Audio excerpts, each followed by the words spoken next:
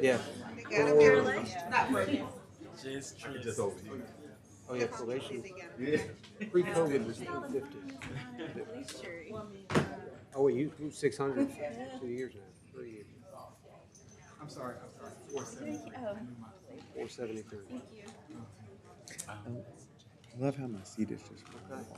Good deal. there. I'm always Yeah, like, yeah, just good. hiding over there. Oh, clickety click. No love.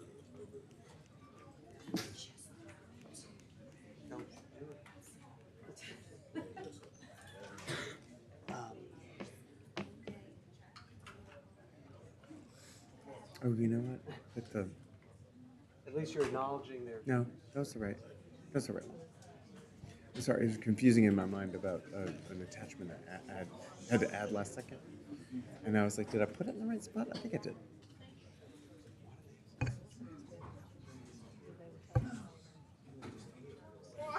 Gotta have little fires to keep it warm. We ready? All right.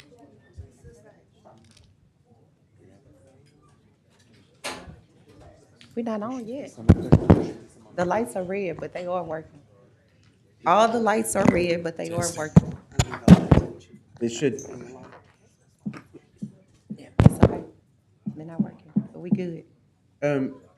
Could somebody in the control room confirm for us the microphones? It sounds as though they're working correctly, but the buttons all say off. At least mine. I'm good. Good. Says off, but it's working. So okay. There we go. Good afternoon and happy election eve. I would like to call this work session, Caddo Parish Commission meeting to order. We will have our roll call, followed by our prayer from Commissioner Grace Ann Blake, and our pledge of allegiance by Commissioner Gregory Young. Mr. Clerk, at this time, before you begin roll call, we'd just like to remind everyone to please silence your cell phones and govern yourselves accordingly. Thank you. Roll call. Okay, Commissioner Crackman. Here. Commissioner Greg Young. Present. Commissioner Thomas. Here. Commissioner John Paul Young is absent. Commissioner Burrell. Here. Commissioner Jones. Here. Commissioner Gage Watts. Present. Commissioner Blake. Here. Commissioner Atkins. Here. Commissioner Cothran. Here. Commissioner Lazarus. Here. And Commissioner Epperson. Present. Okay, you have 11 of 12 commissioners present, and that does constitute a quorum. Thank you, Mr. Clerk. If you would, please stand for our prayer and pledge.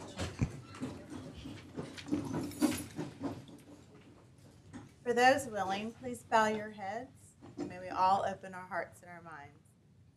Dear Heavenly Father, we want to thank you for this day. We ask you for your many blessings. Help each one of us lead from your teachings. Open our hearts to make decisions for all of the people of Caddo Parish, for our surrounding cities, for this great state, and for our nation.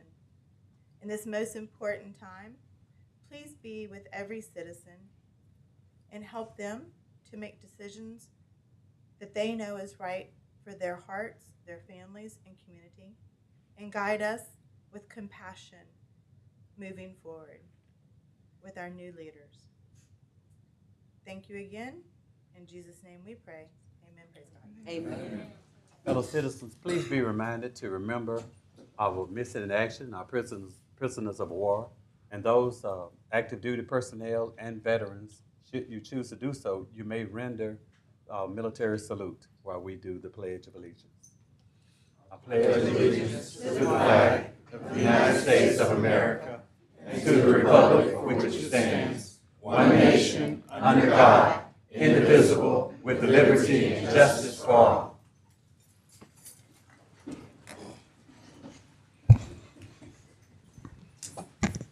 Thank you so much, Commissioner Blake and Commissioner Young. I would also like to take this opportunity to welcome our very special guest from Jack and Jill organization, who will be recognized at a later time on our agenda. Mr. Clerk. Thank you so much. Are there any agenda additions today that you're aware of? No, sir, I do not have any. Okay, then we will move forward to citizens' comments, where citizens who wish to address the commission are asked to fill out a comment card and present those in the box to my left here. And those comments are limited to 3 minutes. Those requests that have already been received have been submitted to the president, and should we receive additional ones, I will come bring them your way. I do have a couple. Thank you. We have, the first one is Mr. Tim Magner.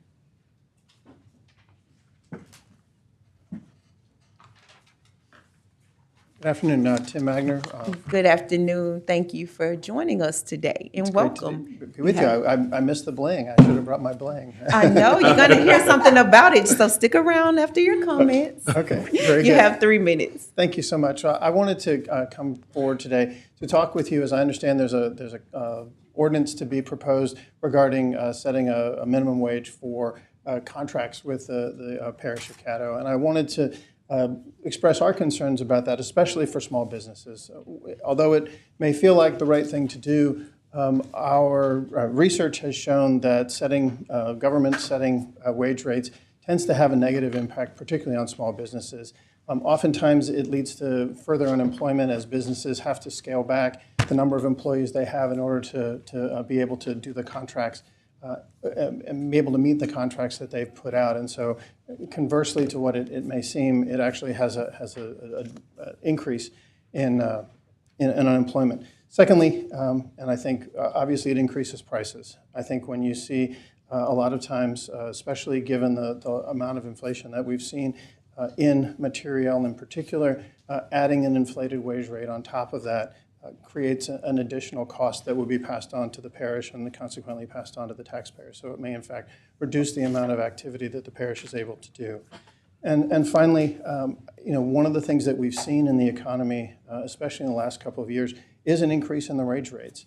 The market is working. Supply has been constrained. We hear from businesses every day about the challenges of hiring staff. And so what we've seen is for even entry-level jobs, you're now paying $12, $13, $14 an hour.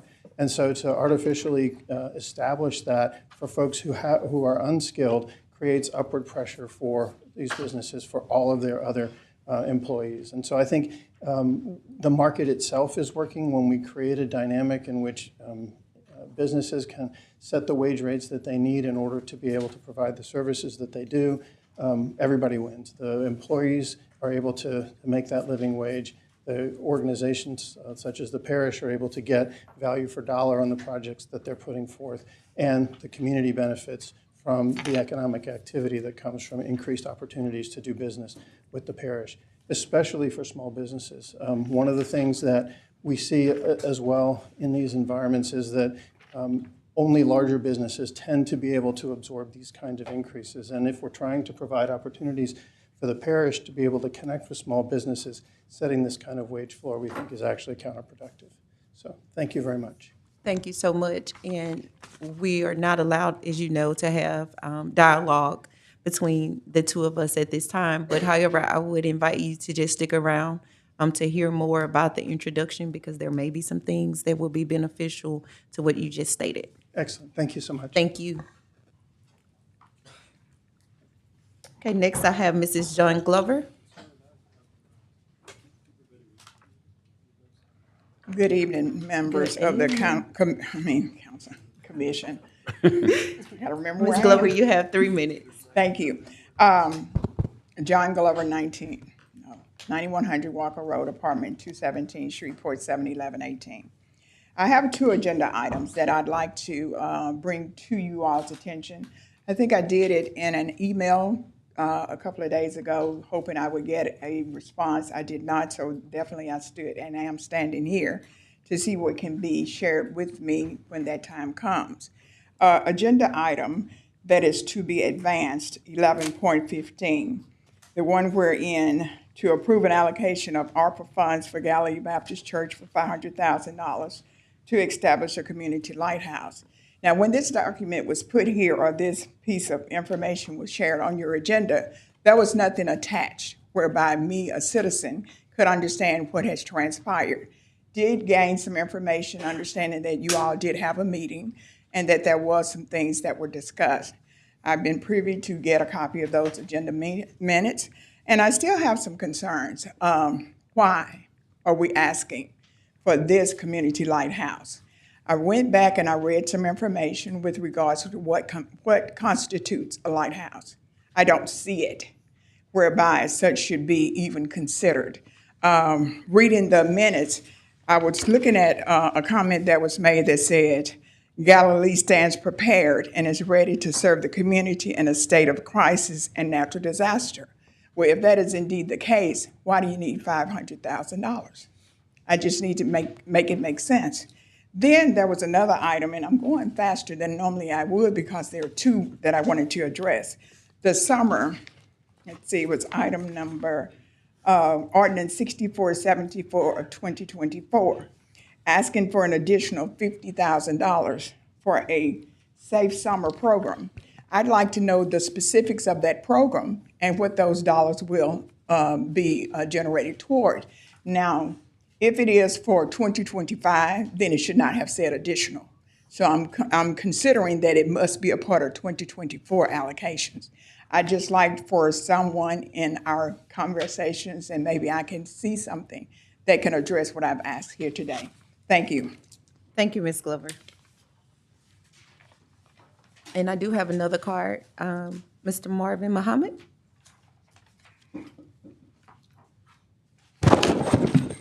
Welcome, Mr. Muhammad. Thank you, Madam President. You have 3 minutes. Thank you, Madam President, and to the commission. I have the fortunate opportunity to be at the closing of the Economic Development Committee, which I'm grateful. But I was only permitted to do that because I got rained out, and I say that as a small business owner and a subcontractor here in the city of Shreveport and in the parish of Caddo. But in that meeting, I was enjoyed to see that there was discussion that is on the agenda of ordinance 6477, and I was elated to see that the present board members, committee members of the committee decided to move it forward to the full board, and this is why. On the federal level, there's what is called a pay scale. It's called the Davis-Bacon scale. And contractors who submit bids to the federal government are mandated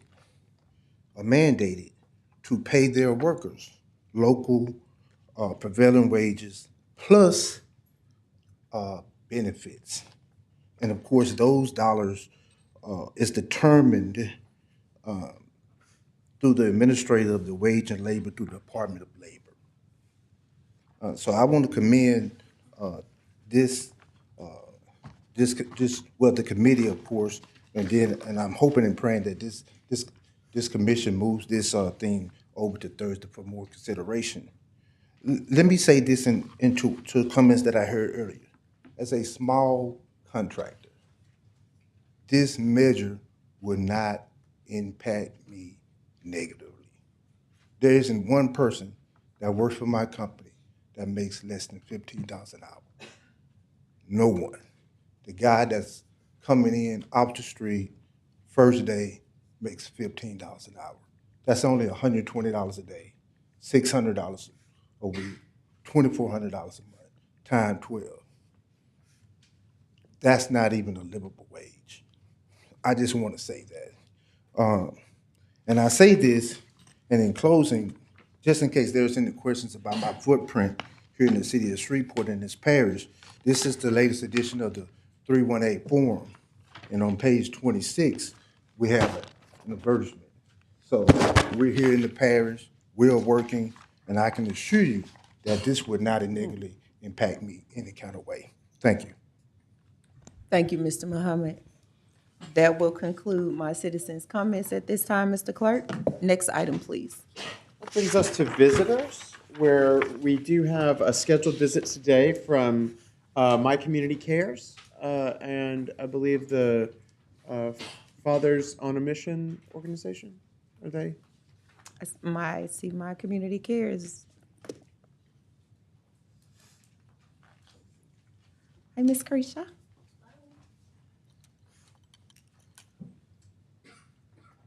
Good afternoon. Good afternoon. Good afternoon, Commissioners. Welcome. Thank you so much for this opportunity to speak before you this afternoon. I'm Cretia Bennett. I'm the Parish Director for My Community Cares. My Community Cares is a program under the nonprofit organization Volunteers for Youth Justice. And by definition, My Community Cares is a community-driven, neighborhood-based approach to strengthen families to prevent child abuse and neglect in the state of Louisiana. Our mission is to strengthen families and to support the community.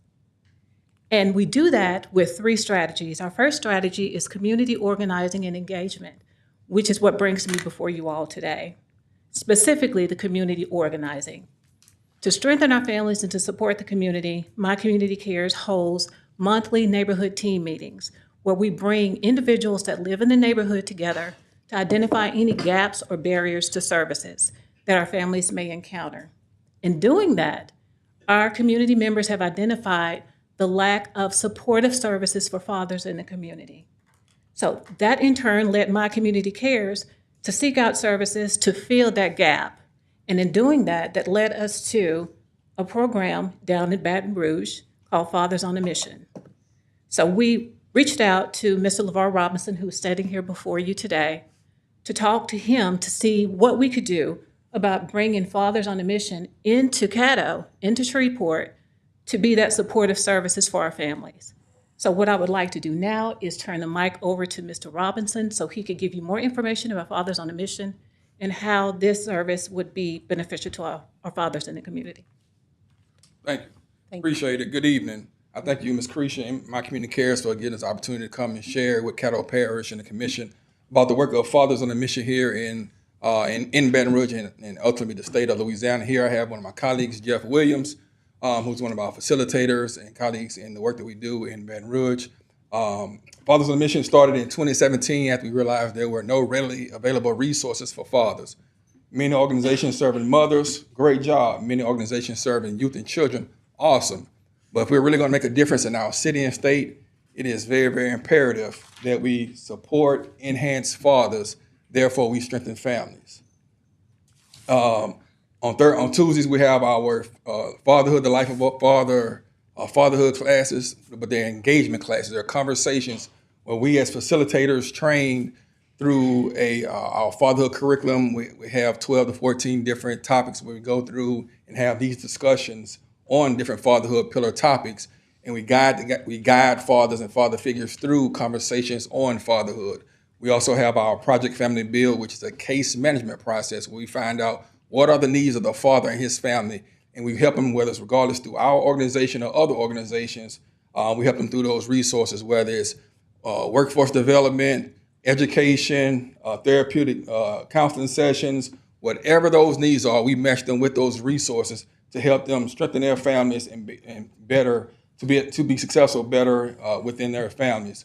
Also, we have father and child bonding opportunities, father and daughter dance, cooking with dads, barbecue cook-off, different events and activities to strengthen those bonding opportunities with dads, get them closer as one to build that tight bond relationship, but also to have fun with dads and father figures could spend their time together. Jeff.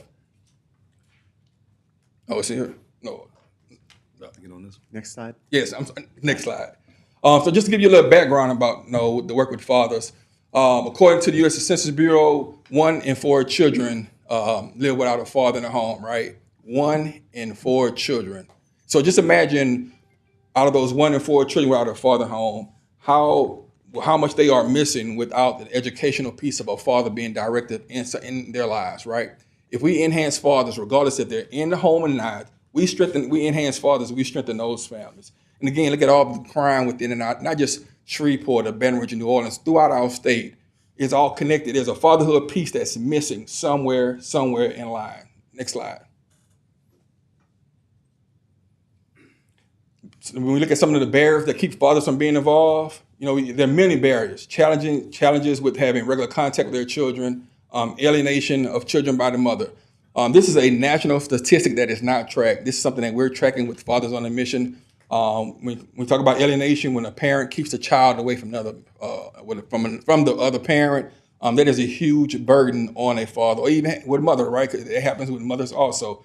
But that is a huge statistic that is not tracked within our city or within our state.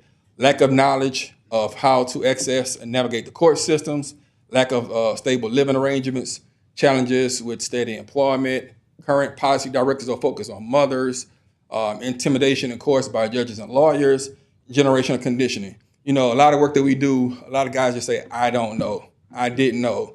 I'm a living witness. My dad was not active in my life at all.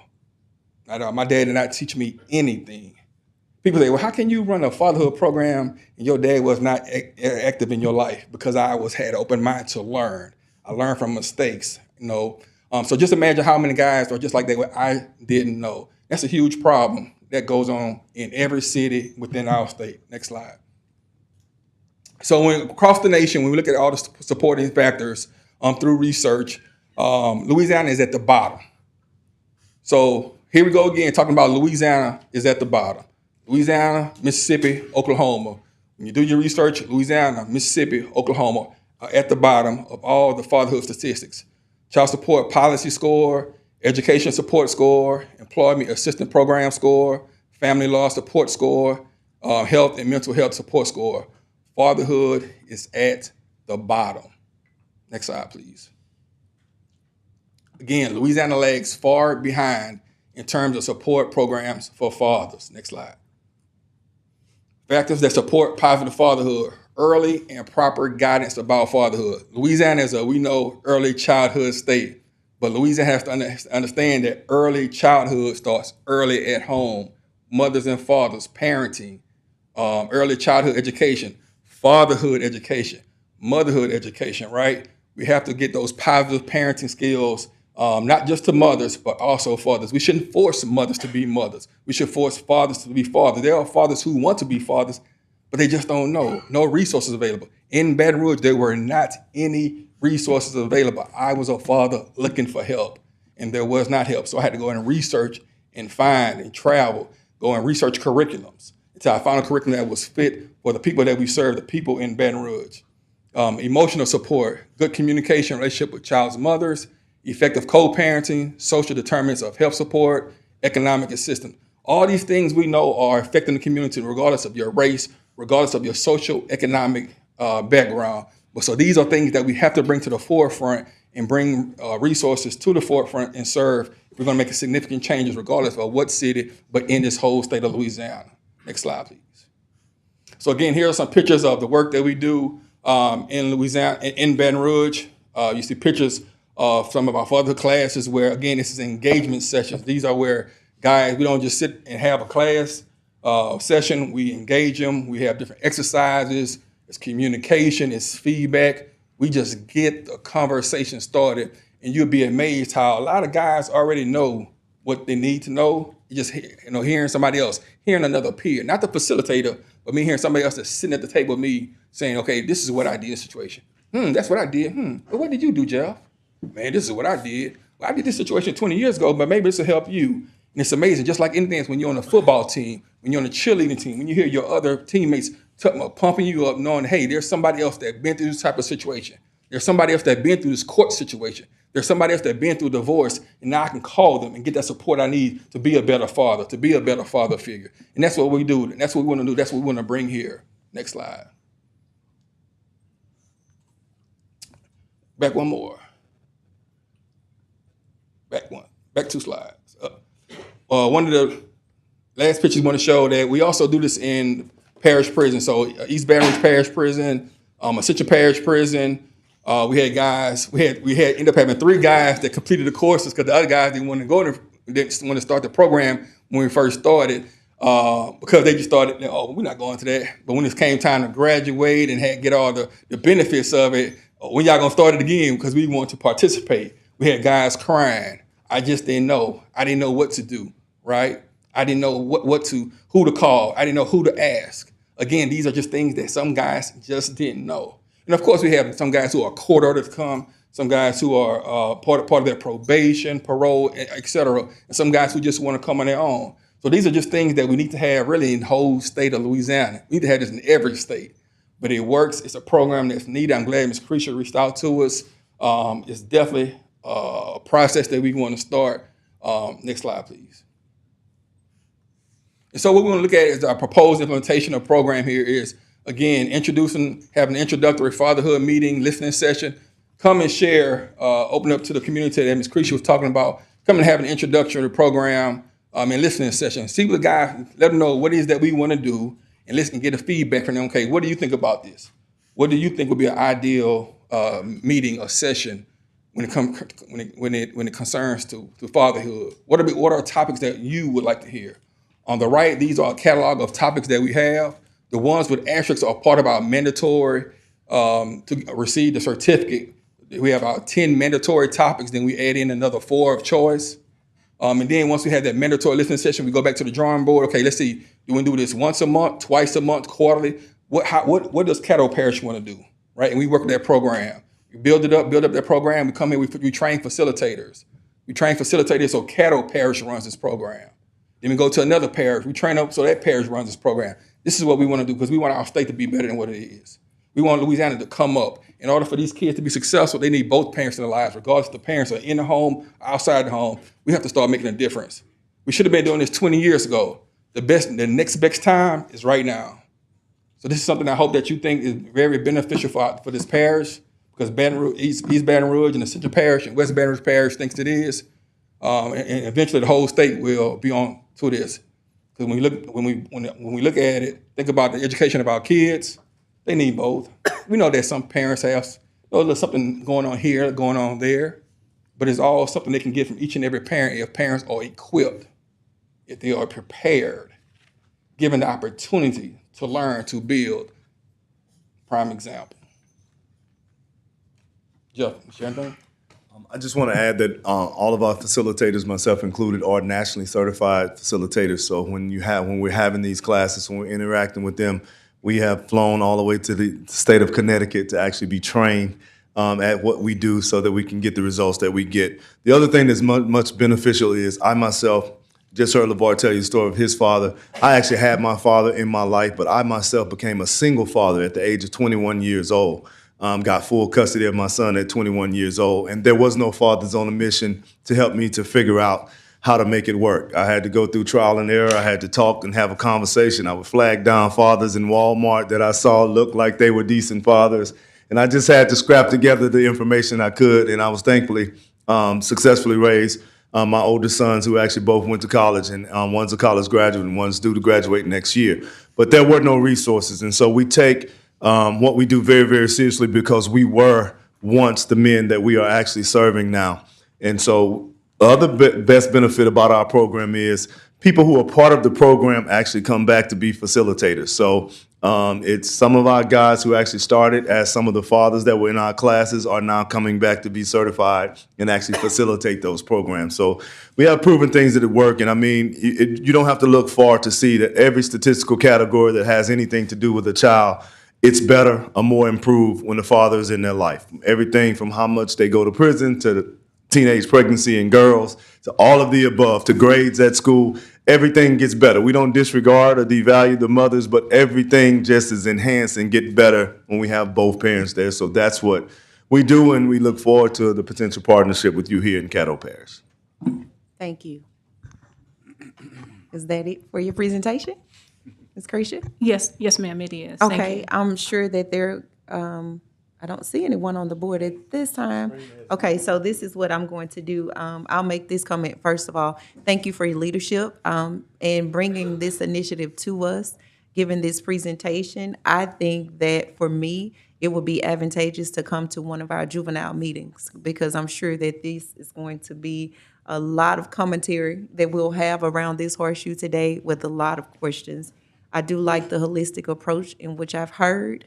And I'm going to allow my colleagues to speak also. I would ask you all, if you would like to speak, to show your hands, and I'll start a list. Okay, Commissioner Jones. Commissioner Blake. Anyone else? Commissioner Young. Is that it? Commissioner Thomas. Okay. All right. Commissioner Burrell. So I have them in order. So it's like popping popcorn. So let me know. I'll get some other thoughts here. I have the list. Commissioner Grace Ann Blake. You have the floor. Thank you, Madam President. Vice President. Yes, ma'am. Thank you so much for coming. I just recently met you and was very inspired by what you're doing in our community, filling the gap, finding the gaps first and filling them. I commend y'all for what you have accomplished and you're doing for the community of Baton Rouge and for the betterment of the state.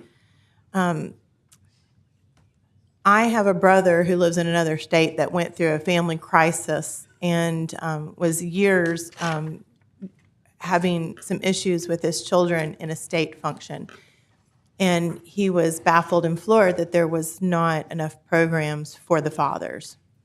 And coming from a family where I had a father who was physically there and a stepfather, but they were not present fathering appropriately, to me, this is the biggest missing link in society.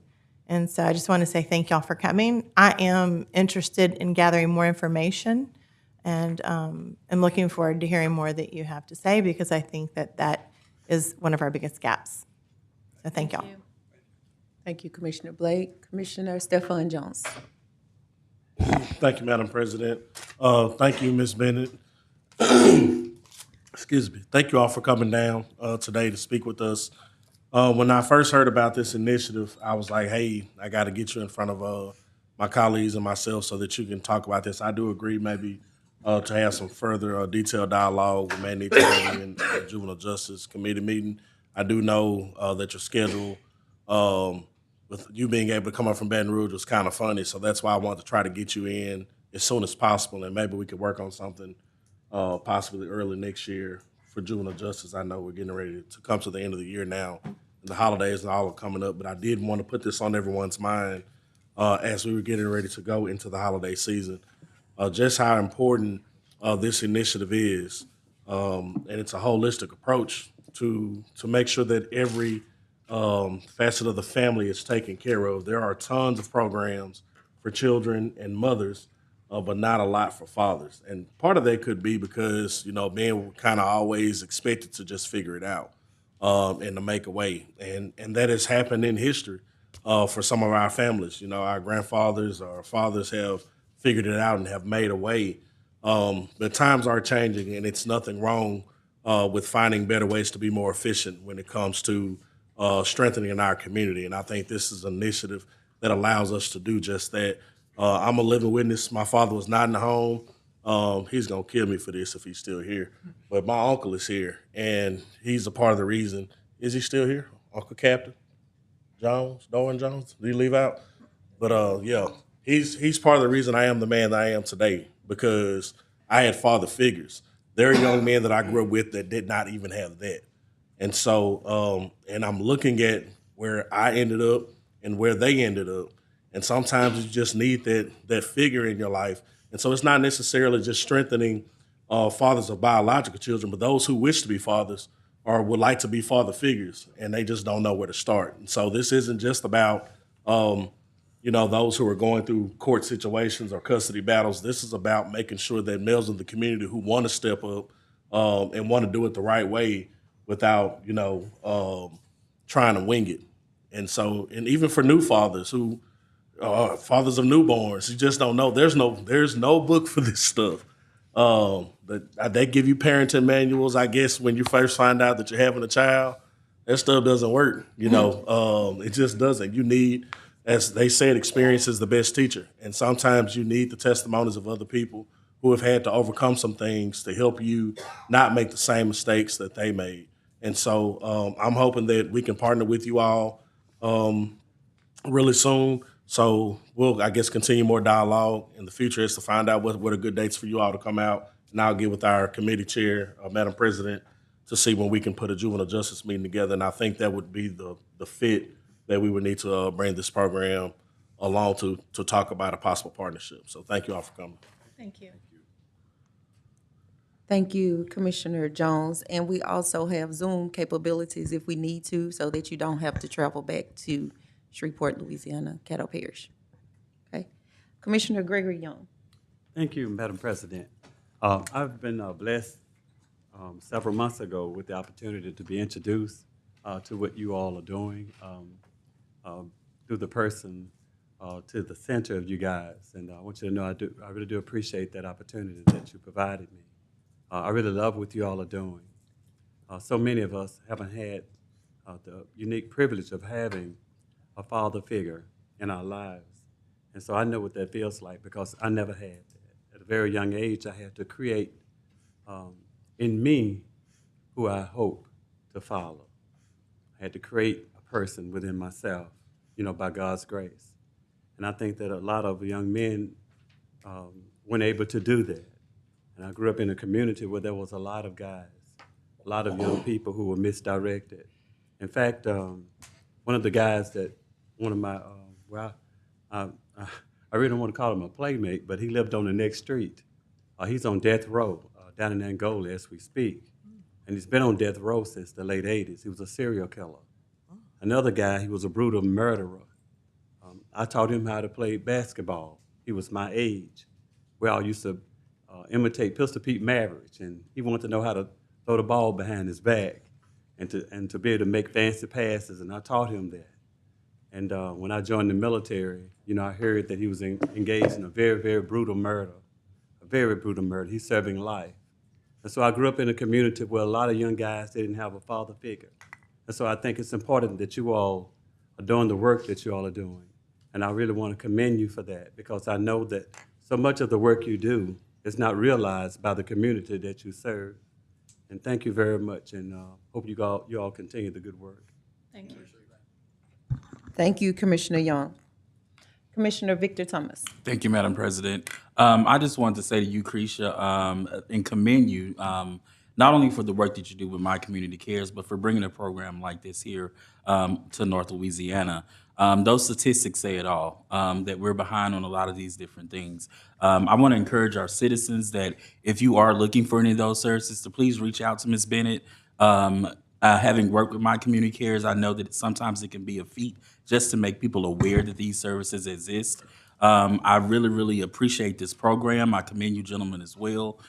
We have some local initiatives here locally, but none that are curriculum driven and curriculum based like this one. I always tell my peers when they discuss their parents, their fathers and their mothers, that you can't expect something from someone that they're not equipped to give you. So I think this is a great opportunity for us to equip individuals to not only be just the best mothers and fathers, but also to be the best humans and the best people that they can be. And that will have a lasting impact on our future generations. Thank you, Madam President. Thank you, Commissioner Thomas. Commissioner Roy Burrell.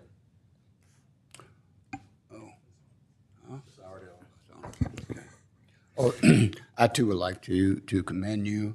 I happened to grow up on a farm, and I did have a father in the home. There's 14 of us, and it made a big difference of him being there, not just for the boys. It was 9 boys. He kind of kept out of trouble, but it was 5 girls, and those girls benefited just as much or more than the boys did.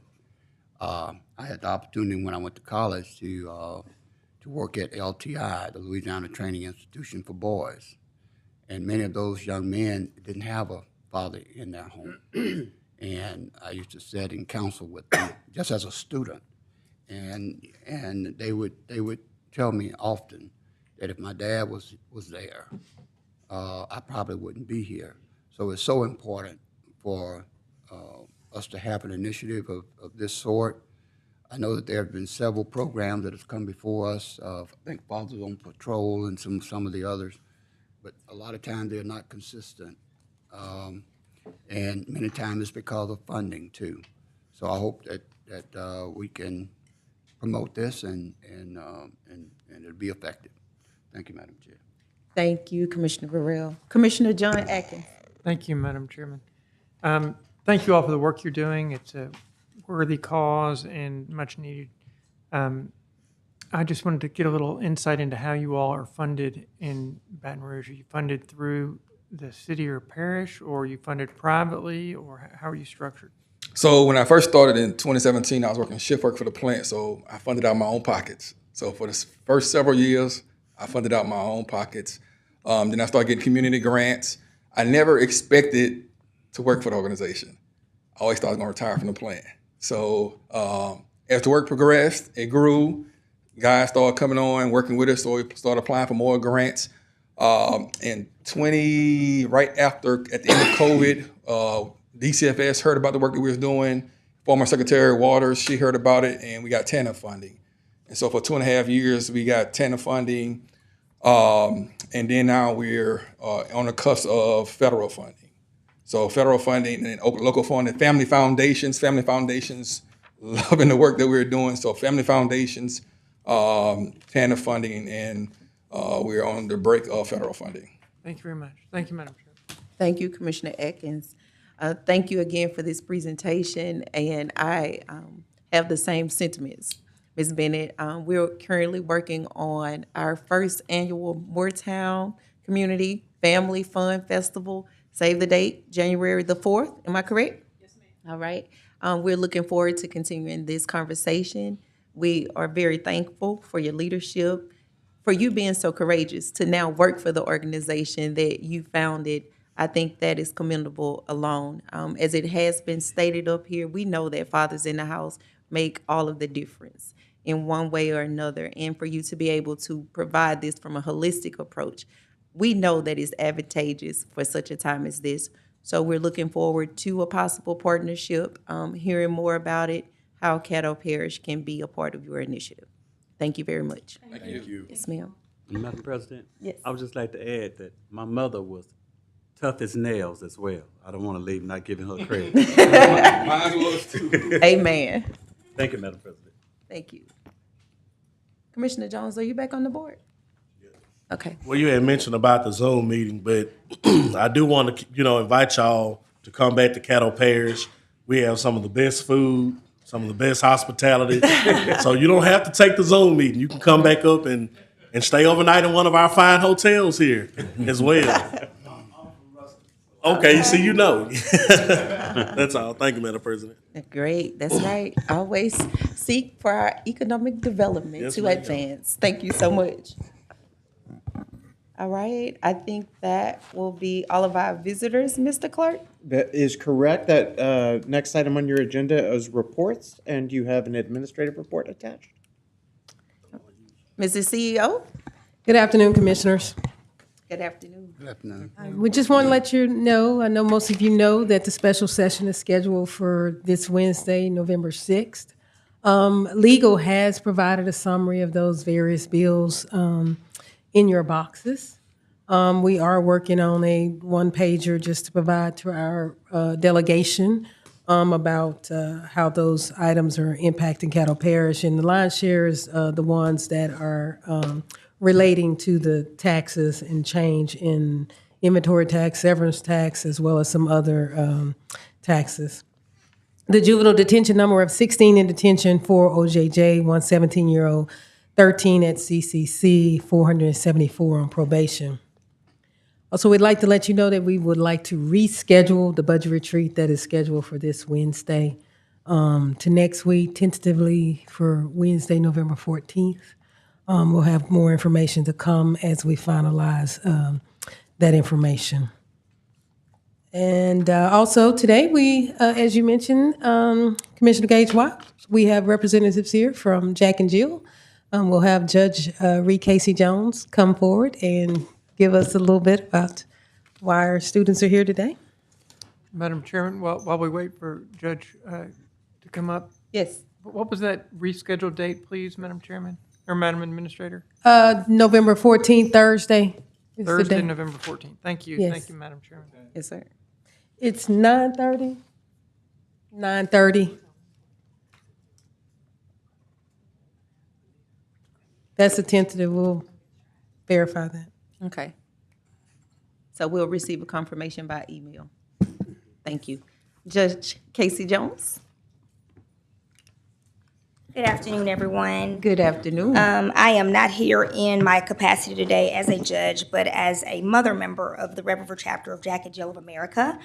We have brought our teen and tweens group here to meet the commissioners and learn more about parish government. And so I am going to let our teen leaders come forth and tell you a little bit more about our organization. Taylor and Madison and Dawson. Yeah, y'all can clap. Hi, I'm Taylor Franklin. And my name is Madison Coleman. We bring greetings from the Red River chapter on behalf of President Mother Lakeisha Towner and Team President Brooklyn Stevens.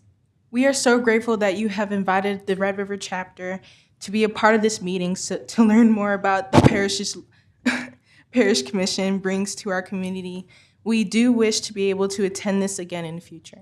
Concluding our greeting as the Red River chapter secretary and as the Red River chapter legislative chair, we would like to introduce our chapter parliamentarian, Dawson Jones, for a historical presentation. Thank you. Hello. I am Dawson Jones, and I've been a part of the Red River chapter of Jack and Jill of America since I was 2 years old. I currently serve as the parliamentarian for the Red River chapter, and in June I was elected in Houston, Texas, by the teens of the South Central region as co-chair of the Teens Nominating Committee. Our South Central region consists of Louisiana, Texas, and New Mexico. Jack and Jill of America was founded on January 24th, 1938 in Philadelphia, Pennsylvania by the late Marion Stubbs Thomas. Today, Jack and Jill has 262 chapters within 7 geographical regions in the United States, representing more than 50,000 family members. Each chapter plans annual programming activities guided under our 5-point programmatic thrust: cultural awareness, educational development, social and recreational, health, and civic. We're a membership organization of mothers with children ages 2 to 19 dedicated to nurturing future leaders by supporting children through leadership development, volunteer service, and philanthropy, giving, and civic duty. The Red River chapter, also known as the River, was chartered by 17 radiant women who wanted to bring the rich traditions of Jack and Jill of America Incorporated to the Shreveport-Bossier area. The river has been flowing strong and mighty since 2012. Thank you.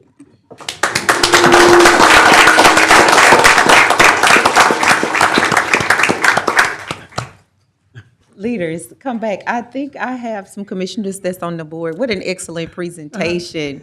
They are so courageous. We had an opportunity to share some time together earlier today, and I was just amazed at their maturity, first of all, being in the room, and the parents that are here, bringing them to see what parish government is all about. And they were able to get some reports from our department heads. I know that Commissioner Victor Thomas is on the board, as well as Commissioner Roy Burrell, but I just wanted to take this opportunity to say thank you for your leadership. This is what our future looks like. All right. So we're just so proud that you're here today because we're expecting greater things out of you. Commissioner Victor Thomas. Thank you, Madam President. I was on for communiques, but I'm glad I have this opportunity to once again commend the mothers of Jack and Jill. This is exactly what we just discussed about having both factors of parenting involved in our parents, in our youth. So thank you for the work that you guys continue to do. It's pretty evident based on the presentations here by these young people, and I wish you guys much success. Thank you. Thank you, Commissioner Thomas. Commissioner Roy Burrell. I just wanted to make a comment. I was amazed at that young man there, Darwin Jones. I was on my Facebook page and I saw somebody in Egypt standing next to a camel that looked just like him. Was that you? Oh, I thought so. Yeah, he was over in Egypt along with his family. And I think that is so commendable for what you all are doing, Jack and Jill, and keep up the good work. Thank you, Madam Chair. Thank you, Commissioner Burrell. Commissioner Grace Ann Blake. Thank you, Madam Vice President. I just want to say very impressive to hear y'all speak, and I can't help but comment. You have your vote T-shirts on, and I think we're heading into election tomorrow, and it's wonderful to see such bright, young, future leaders in our community. Thank y'all so much for coming. Very impressive. Thank you, Commissioner Blake. Commissioner Ron Carthorne. First of all, thank you all for coming today. And as you all sit there looking at us, pick your seat out. Because we want you all to stay here in Caddo Parish. And Judge, I just sent you a picture from up here back because I know your husband didn't want to walk up here, okay?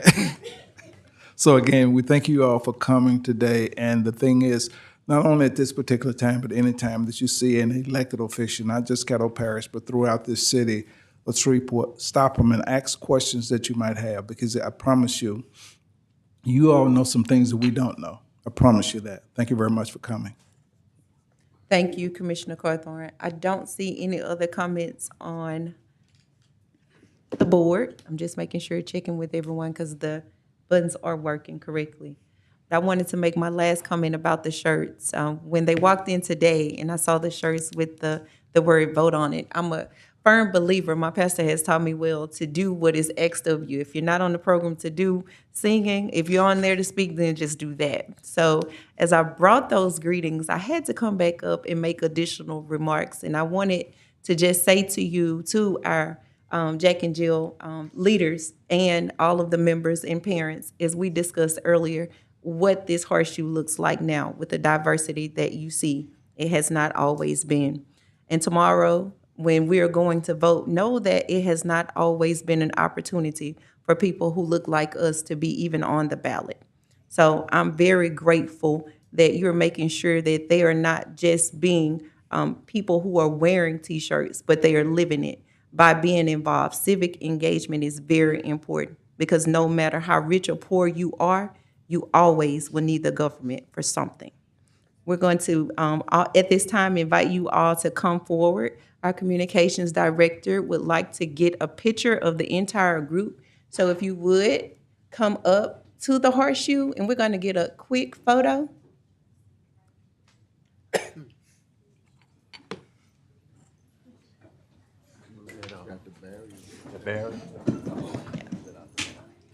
And commissioners, if you would, please stand. Yes. And administration and staff, please stand also. You can move that barrier on that. The barrier right there, don't Move that barrier over there, man. And y'all can just.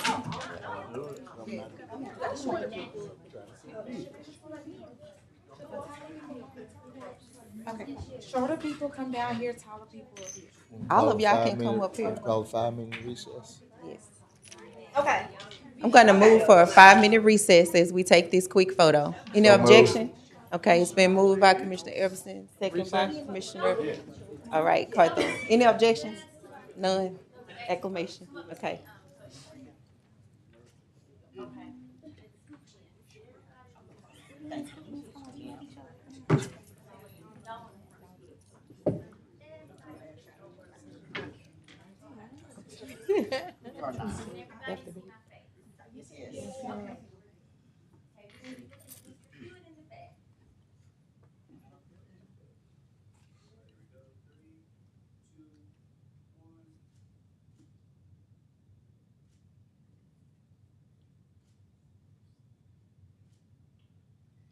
Awesome. Thank you.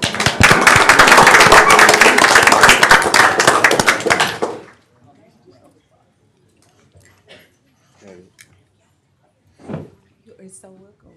Thank you.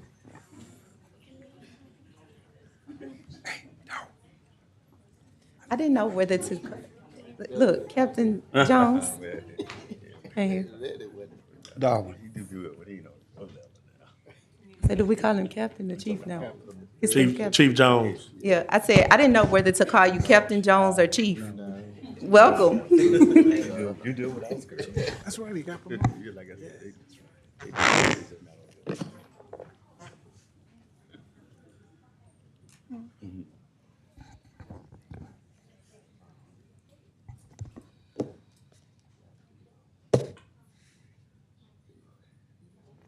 That's it.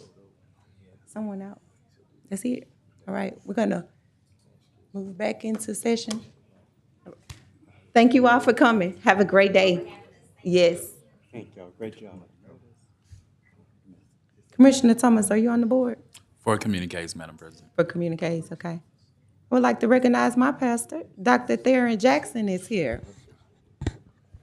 Hello, Pastor. Like mine left. All right. So we move back into session by acclamation? Yes. All right. Mr. Clerk, we are back in session and at I believe communique. that brings us to communiques. All right, I have Commissioner Victor Thomas. Thank you, Madam President. I just wanted to say a big thank you to Commissioner Epperson for always making sure that us as newly elected commissioners are always seeking opportunities to learn and ways to engage with our parish government beyond even Caddo Parish. With that being said, he did make sure that we were present for the Police Association for Region 4. With that being said, I would like to, I know y'all are wondering why we have Christmas lights on. These were gifts from the Police Association, and each of us got those who attended. But I want to make sure that I announce, and it gives me great pleasure to announce that our Vice President, Madam Stormy Gage Watts, was elected overwhelmingly by the Region 4 Police Association to the Executive Board of Directors as a representative for Region 4. And I wanted to make sure that everyone can join me in congratulating her on being elected.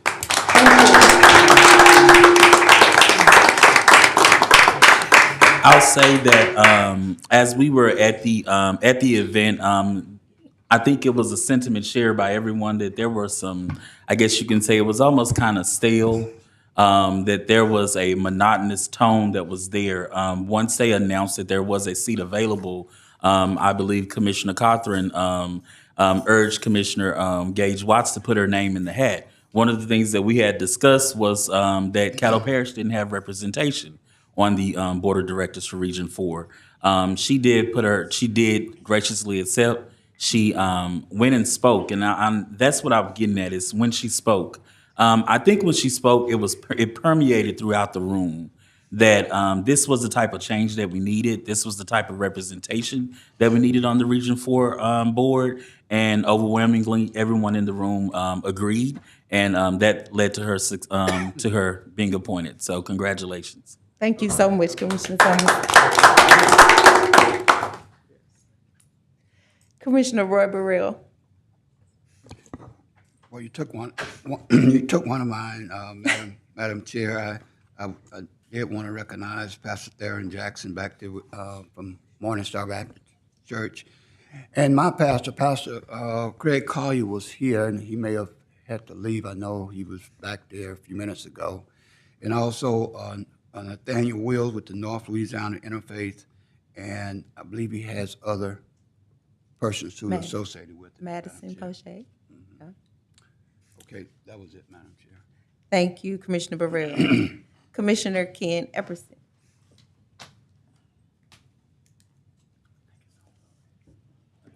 It's on. Testing. Oh, yeah. Great. I'd just like to remind everyone that starting today, November the 4th through the 11th, is Operation Green Light. We do this in conjunction with the National Association of County Officials, Police Jury Association, State of Louisiana, in recognizing our veterans during Veterans Day, which is November the 11th. We're asking that all residents will put green light bulbs in their porch lights. The Caddo Parish Courthouse will be illuminated green. The Bartkowski Bridge will be green. And this is to let our veterans know that we appreciate them and we welcome those home that did return from the wars, and also remember the sacrifice of the ones that did not make it back. So we ask that you all do that. Go by Lowe's, Home Depot. You can go to Amazon.com. Amazon is partnering with us this year.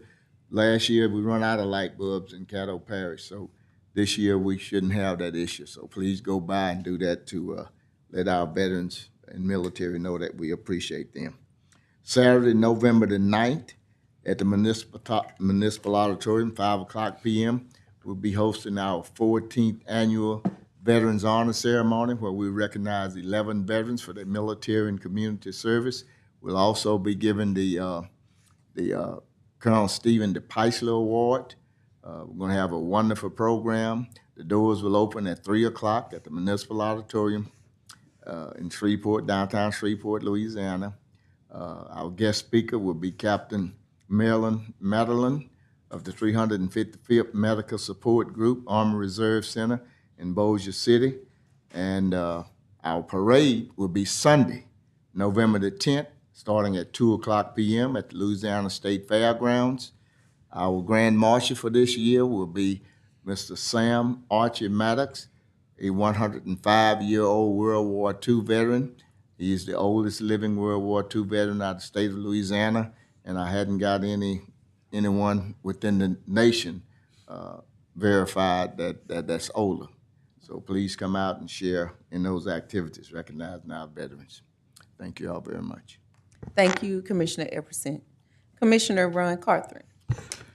Yes, Madam Madam Chair. The thing is, I had the opportunity to visit the Caddo Parish Sheriff's Safety Town today, where they're in the process of doing a disaster preparation for our seniors within the community. There were about 70 plus men and women that were in attendance, and it was really amazing listening to the different descriptions, in particular possibly facing the weather that have been talked about for the last few days that we might get an opportunity to see starting tomorrow or sometime tonight, whichever case might be. But the thing was, in his preparation, the thing is that he gave a lot of safety tips, and the most important thing we have to remember is that we must take care of everybody. And as they stated in the discussion, everybody is a first responder when we get weather. Thank you. Thank you, Commissioner Carthren. I don't see anyone else in the queue to speak. Okay. Next item, Mr. Clerk. Okay, that brings us to President's Report. Did you have a President's Report today? I do not have a president report, but I do have a comment. I just wanted to say thank you to my colleagues for the congratulations, those remarks on today. I appreciate your support while we were there. And as it has been so eloquently stated about the ambiance of the room, I would say, needed to be shifted. And everyone saw that there was need for change. And I'm happy to be of service and be a servant in this position. I could not publicly not thank Commissioner Epperson for not only making sure that we attended, but he made sure that I got there. And if you ever want to get somewhere, just ride with Mr. Epperson. He'll get you there. Yeah, you wanted the camera. You wanted the and have some work for you once you get there. But I've already told my husband I have an official driver now to get me to all of those meetings. So I'll be calling you Commissioner Epperson for the next meeting. And I just wanted to remind everyone that tomorrow is Election Day. The polls open at 7 a.m. in the morning. Don't let anything, is it 6 a.m. in the morning? It is the presidential election. Thank you, Commissioner Carthren. And they close at 8 p.m. And so make sure that nothing keeps you at home tomorrow. If it's rain, get an umbrella or a poncho or go get wet because our ancestors did. Thank you. Mr. Clerk, our next item.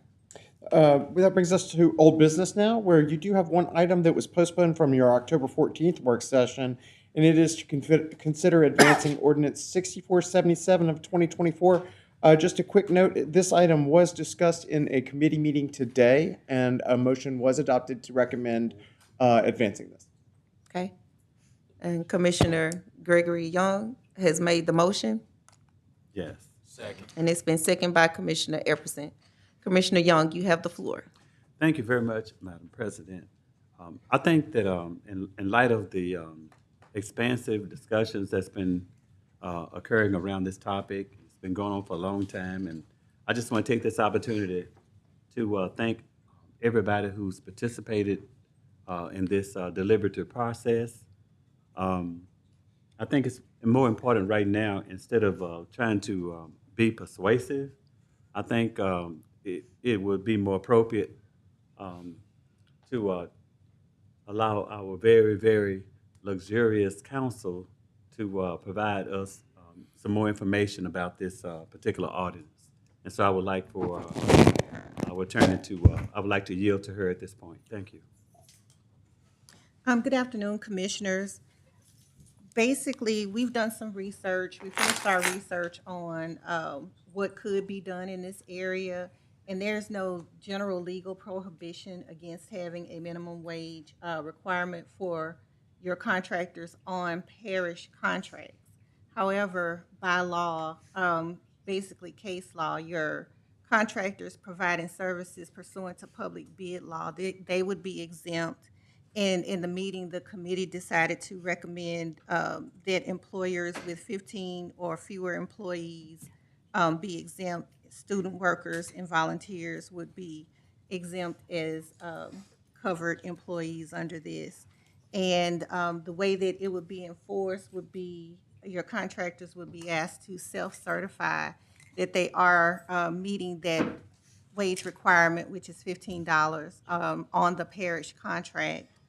And there would be a anonymous reporting mechanism so that any violations of the ordinance would be reported to the parish, and then the parish would investigate from there. And I think that covers everything that has been discussed thus far that will be placed into the ordinance. Thank you so much, Attorney Frazier. Madam President, I move that we advance this ordinance to our regular session. Okay, I already have you motion, and I have it second by Commissioner Ken Epperson. We already have the motion on the floor. Is there any other additional commentary you have? That's it? That's it. Okay, thank you, Commissioner Young. Commissioner John Atkins. Thank you, Madam President. I want to be clear that I'm not opposed to a living wage. I support a living wage for employees of Caddo Parish, but I am opposed to imposing our will upon third-party contractors who would like to do work with the parish. So, to me, it's I understand the motivations for it, but to me, it's a government overreach, and we're also driving costs up for the Caddo Parish taxpayer instead of driving performance or driving additional value for the Caddo Parish taxpayer. And I'm afraid it'll impose additional red tape and bureaucracy on our system. So although I respect the motivations for this proposal, I'm personally opposed to it. Thank you, Madam. Thank you, Commissioner Atkins. Commissioner Burrell. Madam Chair, I don't know if it's appropriate at this time, but I would like to move to Englobo 10.1.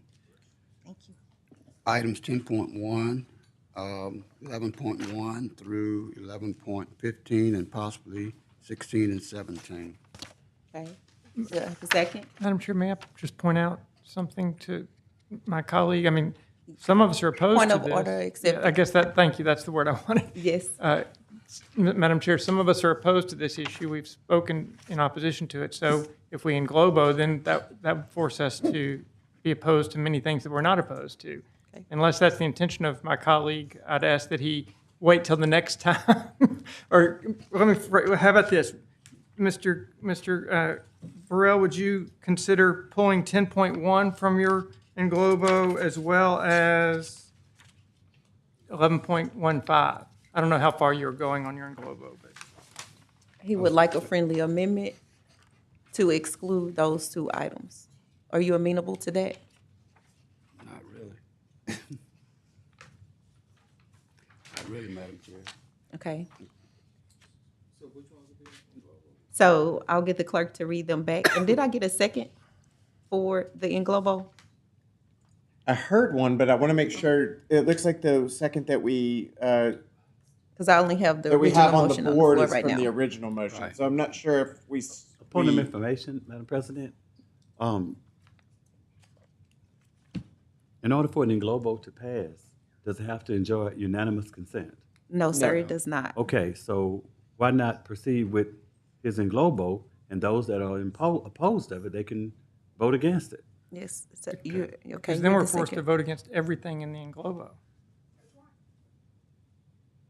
It's up to, it's This up to is a the point body. of order. It doesn't prohibit additional motions from being made. If it does fail, then, another motion can be made to englobo a different group of items or. You know, so if it passes, then everything moves forward anyway. If it fails, another motion can be made. Right. To put different items together. My suggestion would be is to just remove that item and then global the rest of the items after that. If we can go on, since we have the motion for that in the second, and then you can get back on the board to englobo the rest of the agenda as you proposed. That would be fine, Madam Chair. Okay. Just so that our records are clear, the motion that was on the table before the substitute motion to englobo, can we go back to that one to vote on? That's just to advance this. On the vote, We didn't Madam have a Chair. second. We didn't have a second. We didn't have a second. We didn't have a second. Okay, good. Okay, I just So want to it's clarify not. that. Thank you very much. You're welcome. And so that does bring us to the original motion.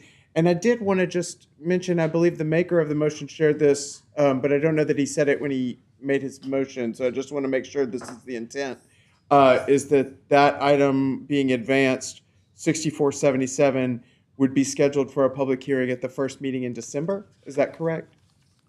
Right, unless the administration has an issue with that. One of the commissioners has already informed me that he is going to be on vacation, a planned vacation on that day. You good? We're good with that, but if the public hearing is first meeting in December, that means it won't be voted on until January? No, it would be able to be adopted at the same day as the public Okay. hearing, which would be the first week of December. Because it would Gotcha. have its Because it's 2 being week- introduced today. I mean, Correct. this week. Okay. Yeah, so it's being introduced, and so it wouldn't appear on another work session. It would go straight to the public hearing and final adoption on the first Thursday in December. Okay. Sorry, Is Madam that, Chairman, where is are that- we? Okay, and I'm gonna bring us back to it in 1 second. So right now, what we are voting on is the original motion that was made by Commissioner Gregory Young to accept this item as it has been discussed in committee meeting today with the Economic Development meeting to go forward with this ordinance to adopt a livable wage, which will include those contractors who do business with Caddo Parish with less than 16 employees to pay $15 per hour to those employees. Is that correct? Yes, and exempting those. And that we do exempting the public NGO bidding. and economic development. Exempting RFPs, yeah. Yes. Right. Okay. Everyone understands exactly what this motion is stating. Commissioner Carter. The only question I sent it to Ms. Fraser a few minutes ago. I know in the committee meeting, we was talking about one other exception Grace Ann brought up about those that was in training and apprenticeships or something of this nature. I don't know if that was inclusive as well. Was it? I don't think you all It's included not. that in your vote. No. It's not, it was not included in that. There was a discussion, but that was not included when you talk about apprenticeships and, whatever facility that they are going through, whether it's an organization or a school, the gap is filled by that employer anyway. So if it's something that they're making less than $15 an hour, we won't have any jurisdiction on how they handle those cases. And so ours is to also exclude the student workers and the non-paid volunteer workers. Okay? Does that answer everyone's questions? All right, we'll take a vote, Mr. Clerk. Okay. You should be able to vote now. Commissioner Jones is about to register his vote, and it looks like all votes are cast. And that motion carries by 7 in support, 4 in opposition, and 1 absent. That brings us to the next item, which is the first item under new business, which is to consider advancing the introduction of Ordinance 6505 of 2024. That's an ordinance to amend Volume 2 of the Code of Ordinances of the Parish of Caddo as amended, the Caddo Parish Unified Development Code, relative to dwelling manufactured home and the use matrix, with all their provisions included herein and to otherwise provide with respect thereto. Okay, I have a motion by Commissioner Stefan Jones and second by Commissioner Ken Everson. Commissioner Jones, would you like to speak on your motion? Yes, thank you, Madam President. I'd like to englobo in advance 11-1, 11-2, 11-3, 11-4, 11-6, 11-7, 11-8, 11-9, 11-10, 1111, 1112, 1114, 1116, 1117, and that's it. 1113. Did I miss 13? Yeah, 13 as well. As well as 11's 5. I don't know if you did that on purpose. Madam President? Yes. Is that, one second, I got you, Sure. Commissioner Young. Commissioner Jones, did you mean to omit 11.5? Yes. Okay. Wasn't that the other one? 15 was the one. So 15 was. So put 5 in. Yeah, put 5 in. Okay. My Okay. bad. I thought it was 11.5. So I believe that is an englobo in advance, all of the items except for 11.15. Okay. Is that correct? That's what I had. Right. I got everything covered. You do? And the resolutions I missed. The Right. special appointments? That's it. I yield. Okay. All right. Commissioner Epperson, would you like to speak? No. With a second. Okay. I have, get on the board. Commissioner Burrell. Are you on the board to speak? No. Okay. Commissioner Young. Yes, I would like to have 1116, 1117 excluded. What I'd like to do is to pull these two. Okay. I agree to that. I mean, I'm not opposed to reappointing them, but I haven't had an opportunity to make any inquiries as to, whether or not they even want to continue. Sir. I just need to do my due diligence in this regard. And I think also with the sewer district, if I'm not mistaken, the sewer district also serves Commissioner Crackman's district. So I would like to get with him and see what his ideas are as well Okay. in this regard. I think Commissioner Jones is amenable to removing those from the englobo. Okay, so we don't need to do anything else to pull it from Not at this consideration time. today? Okay, thank you very much, Madam President. Thank you, Commissioner Jones. Yes, Okay. sir. Commissioner Carthen.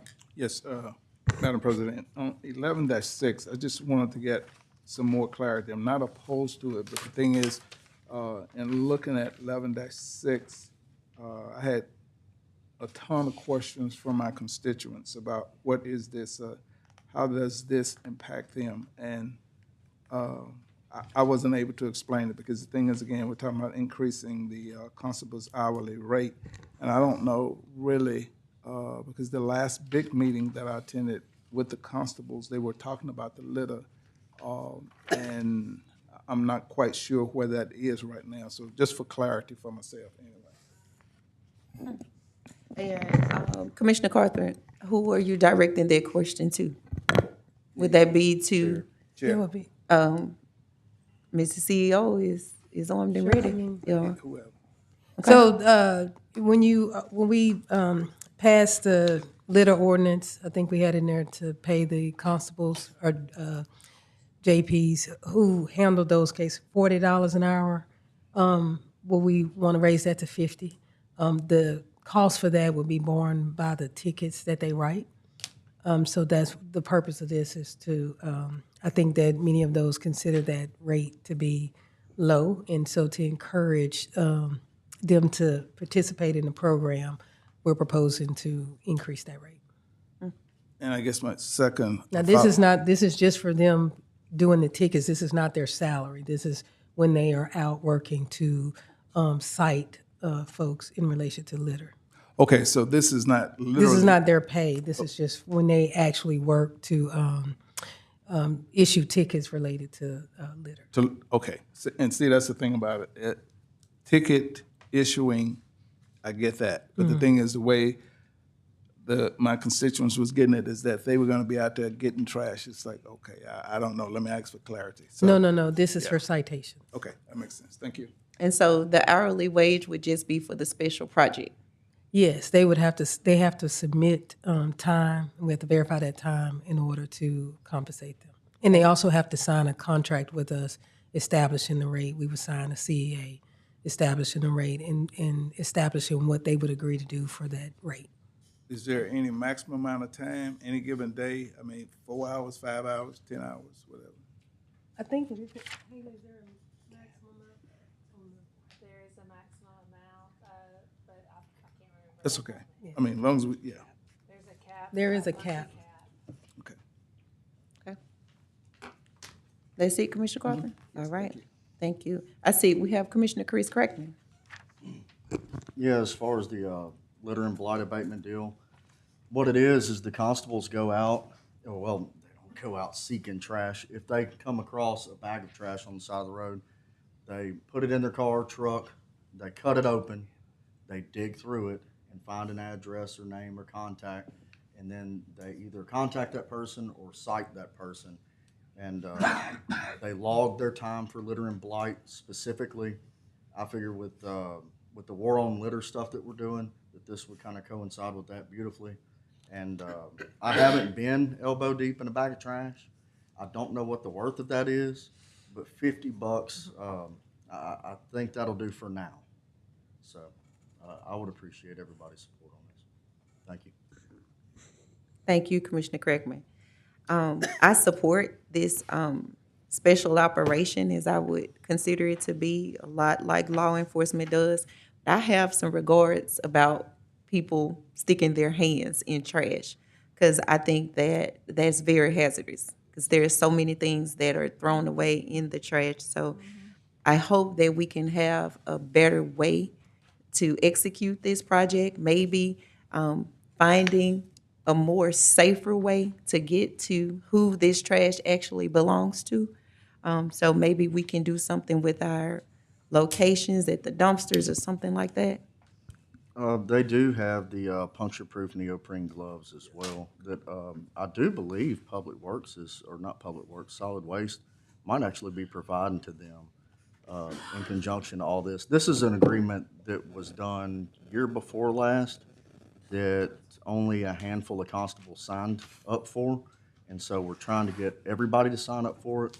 And then I think Attorney Bernstein is lining up a course for them all to take with the JPs to train them on how to adjudicate it all the way up to suspension of driver's license even.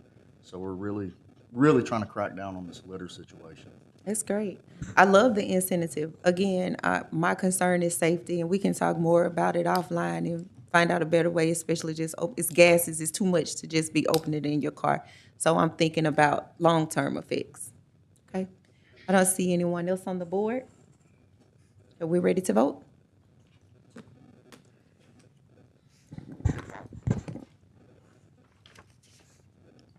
Commissioner Atkins, thank you.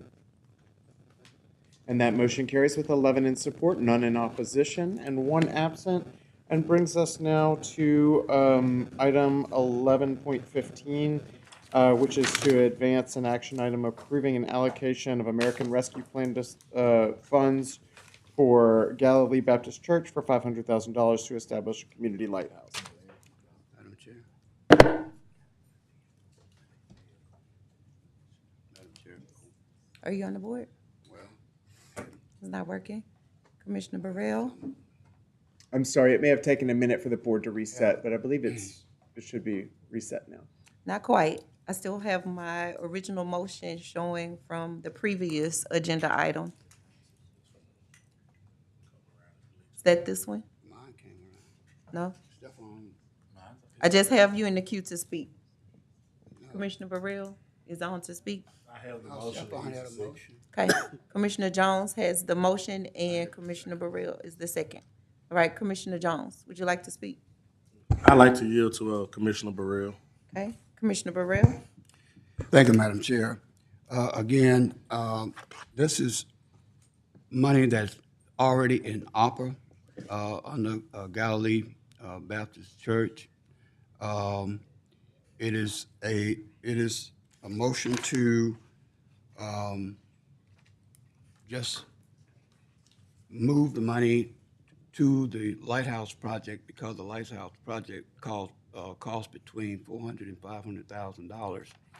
And in addition to that, the remainder of any money that's left over from that particular project would go toward the following project. That is something that was stipulated in the committee, that came out of the committee. And that the remaining funds after reimbursement will be applied again toward the next project. And president, our commission president also included that the remaining ARPA funds, or there would be ARPA funds where there would be a water backup system to it. That was one of the requirements that he had. And also that any funds that is rebated from that will be also used for the next project. And it would be used in Caddo Parish only. So that's the criteria that was set up for that. And I have the lighthouse, well, I say lighthouse people, we have North Louisiana Interfaith here if there's any other questions. But again, these monies are already there. They are budgeted, and it's just a matter of transferring it to another project so that we won't lose them before the end of the year. Okay. That's it? That's it. Thank you, Commissioner Burrell. Okay, Commissioner Kreese, correct me. Yeah, is this same or relative to the solar project that we did on the other? It's the same? Okay. I know this came to long-range planning several months ago, and the way I see it is we don't have any criteria that says when these lighthouse facilities can or cannot shut their lights on or off or whatever, or use the things that we are giving them. And essentially, again, I said this then, I'm saying it again, I do not agree with paying the light bill of a church. I really don't, not unless, we're gonna light up every church in Caddo Parish. But if we're putting solar panels and everything else and all of the means in a facility, regardless if it's a church or not, but we don't say when those things can or cannot be used, well, essentially, we're paying Galilee's light bill, which I thoroughly disagree with. Thank you. You're actually not paying. Thank you, Commissioner Craigmore. Commissioner John Atkins. Thank you, Madam President. As I've discussed in the committee meeting, I'm supportive of the Lighthouse mission. I think it's nice to have power and water options when we have national emergencies. However, I continue to believe that this is not the most cost-effective way of supplying that service during a national or natural disaster. So for that reason, I'm opposed to this item. Thank you very much. Thank you, Commissioner Atkins. Commissioner Jones, you were in the queue? Did you? Yeah, okay. Commissioner Greg Young. Thank you, Madam President. I just have one question, and I guess my question is for finance. If the finance is supposed to be our proverbial expert with respect to this ARPA issue, I just want to know, does the project in question qualify for ARPA funds? Originally, the first projects did not qualify for ARPA funds. As y'all know, those guidelines constantly are updated through the federal government. They're constantly evolving. There is a path in which I think we could get it to be eligible, but that is not certain. There's not certainty at this time, but there is a path in which I can see about getting it eligible. Under mitigation, there's a new path of mitigation of storms, like for our citizens, and that would be the pathway in which I think I can make it meet the criteria. Right, and in terms of the rebate issue, as part of our allocating ARPA funds, the rebate, excuse me, the rebate that's in question, is that rebate going to be part of the agreement? I think the way they're wanting to write it is the rebate would be part of the agreement. That would be something else we would have to research. A lot of times, if there's revenue associated with a project, that revenue has to be returned to the funding source. If it's federal money, that's just something I want to research to figure out once this passes. And then, Ms. Barnett, also for ARPA, we only pay, they have to request reimbursement. We're not going to advance 500,000. I apologize. I was saying that also we have to pay. They have to request reimbursement. We're not advancing $500,000. If you all should go forward with this as the project progresses, they have to submit reimbursement for that. So if they do not spend the entire $500,000, we would have it in our coffers. The only thing that would be different is that if you do say that any excess has to go to another project, another lighthouse project, then that project would have to be identified if there are funds left remaining. But now these funds have to be spent by 2026. They have to be obligated by the end of this year, but they have to be spent by the end of 2026. Right. And also, thank you very much for at least responding to my question. I'm not sure if these questions have actually been resolved. But what my concern is that moving forward, if we have a church 2 years from now, when ARPA, all the money's gone, and they come back before one of our respective committees, and they're making a request to have backup generator, solar panels, or whatever, what kind of legal position is that going to put us in? What kind of legal jeopardy does it put us in when we are granting money for one religion and we're not granting money for another religion? Does that expose us under Title VII of the Civil Rights Act that forbids a violation of persons' rights based on their religion? I'm just concerned about what do we do as an organization moving forward? How does this open us up? Yes, It just sir. seems to me that the Lighthouse Project, as noble and as wonderful as they may be, that we find ourselves in a scenario where the tail is wagging the dog. We seem to be following behind the lighthouse. And fundamentally, as a citizen, and as a citizen representative, I have a fundamental problem with this slippery slope that we find ourselves in. Yes, sir. Go ahead. Yeah, had I been here when all of this was under initial consideration, I would have had to been satisfied that we're not going down a slippery slope, because heretofore we have not established any objective criteria upon which we making these decisions. The lighthouse is establishing criteria for us moving forward, and we kind of reversing the whole process. And so I'm not suggesting that had I been here, had I not been supportive of means to mitigate natural disasters, I'm just not sure that this is the avenue that we should have gone down. And so these are my concerns. I'm not here to suggest that I'm hostile to this request, and I'm not. But these are my very real and sincere concerns. Thank you very much, Madam President. Thank you. Thank you, Commissioner Young. Commissioner Ron Carter. Commissioner Burrell, I see you this be your first time. Yes, Madam President, thank you.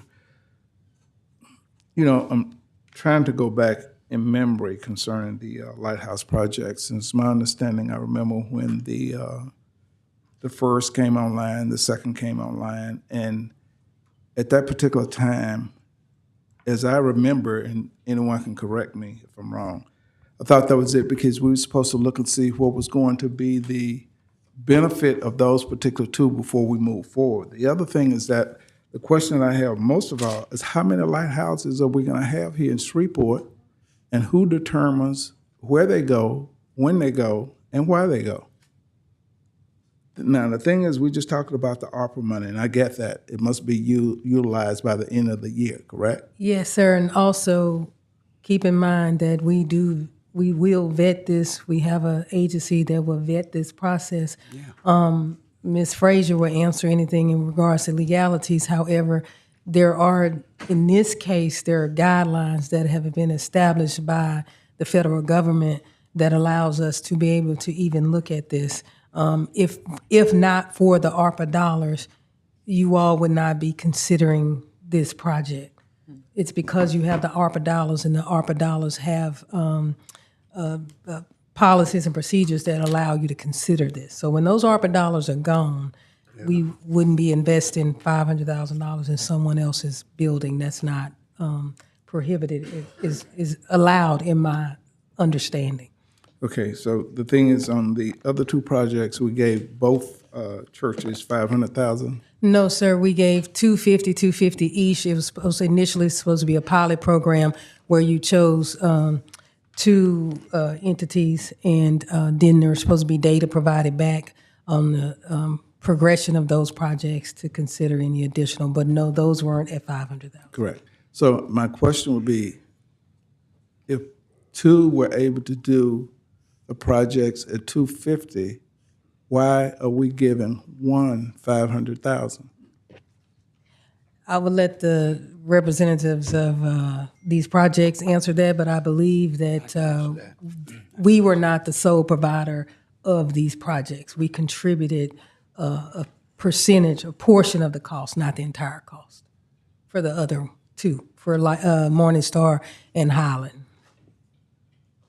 And point of order, the appropriations, those checks were not written to the churches, correct? No, ma'am. Okay. No, ma'am. And then the actual request that is being made right now, is that to match the funding? It's my understanding that's the entire amount it takes to put one lighthouse. Okay, so. It may not take that entire amount, but what's left, but this should build at least one there at Galilee if you make that decision. And the remaining fund goes toward Okay. the next. I think we may need to suspend the rules to allow the organization to speak. I know that there are going to be a lot more questions here. I know, I want to make sure that Commissioner Carthon, you're done? Yes. Okay. Commissioner Grace Ann Blake, first time. Thank you, Madam Vice President. I do believe that we heard from the interfaith group, and so I feel pretty certain, under the concerns of Commissioner Young, that we have coverage. We had the leader of the Unitarian Church came and spoke, and so I know that they're covering all faiths in this organization. I would like to know, are there plans for next, and if so, where? If there is that conversation. We keep talking about money left over that it would be used, and I would like some transparency in that if there are plans, so that we can talk about that.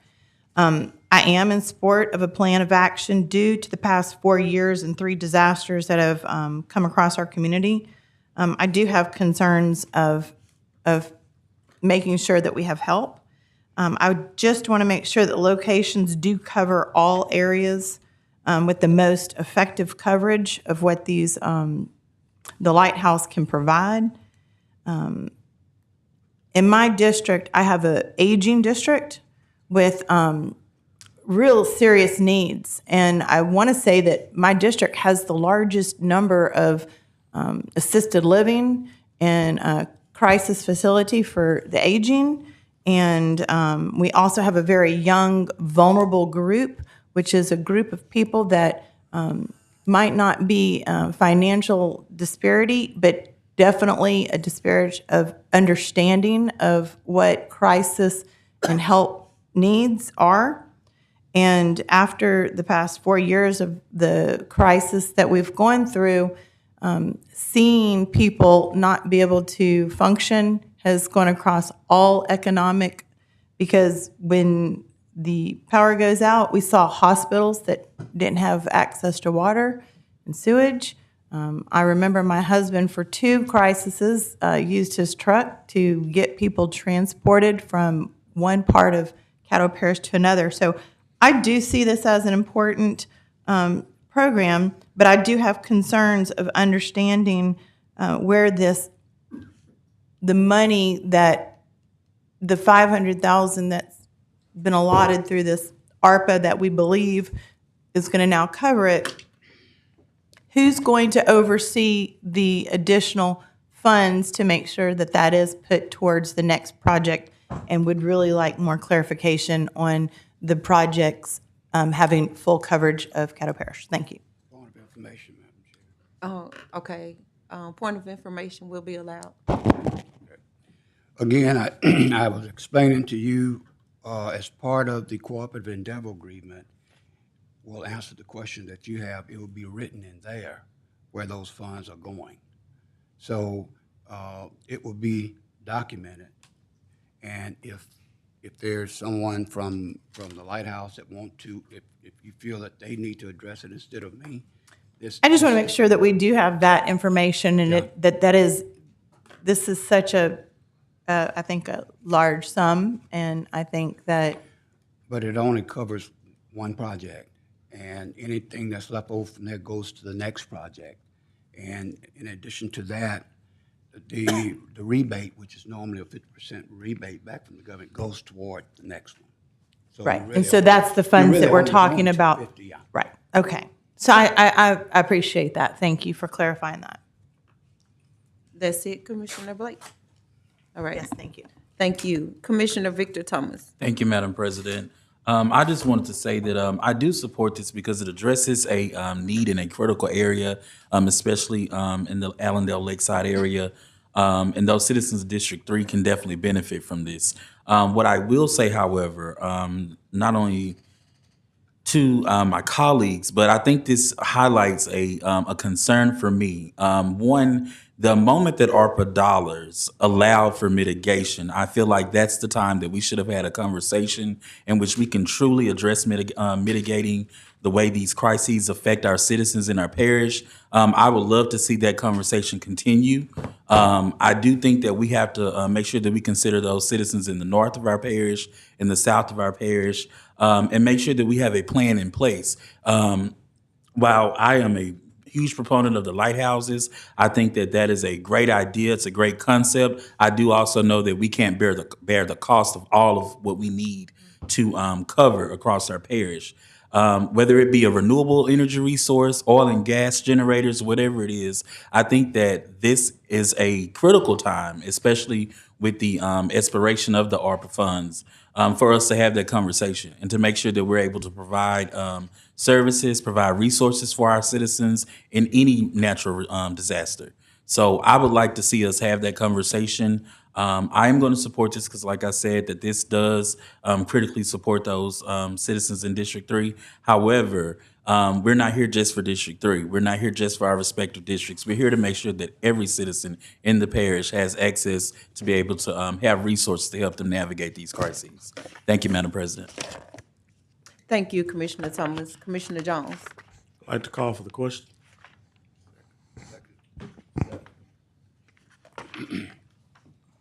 Commissioner Epperson, are you in the queue to speak No, I would call for the question. I see somebody got it.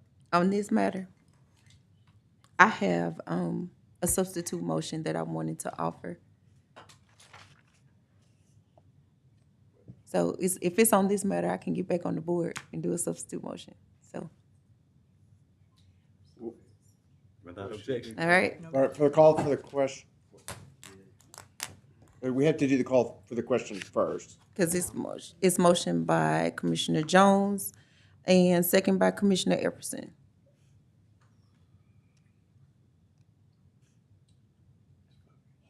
It should, ready? I'm sorry, it should be ready. There we go. Now you should be able to vote.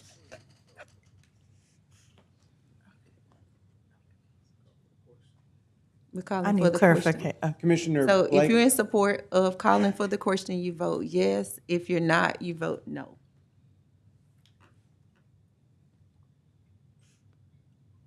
Okay, and that motion does carry with 9 in support and 2 in opposition.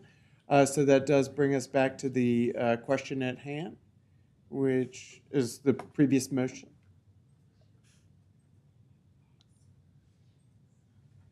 There we go. Give us just one moment. We're trying to cross-train on some updates on the computer system, so we appreciate your patience. I'm sorry this is taking a moment. The question has been called on that. There it is. Now you should be able to vote. I'm not voting for it. Since the question has already been called for it. Yeah, this is to advance the item for Thursday. And Commissioner Greg Young. Looks like it didn't lock your vote in yet. Okay, that motion does advance with 6 in support, 5 in opposition.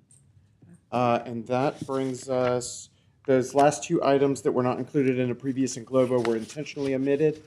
So that brings us to the second round of communiques and committee reports.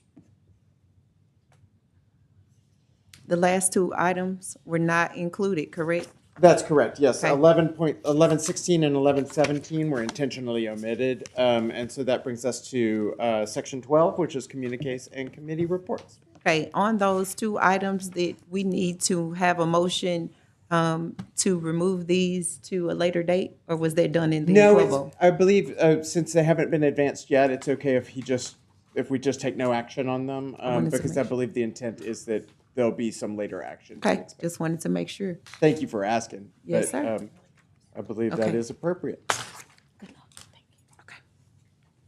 I don't see anyone in the queue for any communiques or committee reports. Commissioner Atkins? Is anyone going to tell us about the flashing lights? Yeah, were you out? You missed it? I missed it. You missed the whole thing. Commissioner Victor Thomas, come Did I back. step out when he? Yes, you did. You stepped Okay. out. You missed it. He's So taking his while he's coming, I just wanted to make sure, since we called for the question on that last agenda item, I had a substitute motion that I will introduce once Thursday. But I had additional comments that I wanted to make about that. So that's why I voted against it. Commissioner Thomas. Yes, Madam President, if I may address Commissioner Atkins. Yes. At our recent police jury meeting, Region 4, Commissioner Stormy Gage Watts was elected to the executive board, a representative for Region 4. So. Well, I was here for all of that. But that's the understanding. So the lights were a negative. trinket that they gave us Okay. at the thing, so we decided to wear them again. Okay. But we do have enough for everyone, so we can wear them throughout the holiday season. So we'll be sure to get you yours. I support Commissioner Gage Watts. Commissioner Everson. I was just gonna state that signifies that Region 4 conference was held in Natchitoches, and Natchitoches is known as the City of Lights. Yes. Each time they have a region, whatever is kind of to whatever that theme, that's what they do. That's it. All right. I see no one else on the board. All right. Meeting adjourned. Thank you.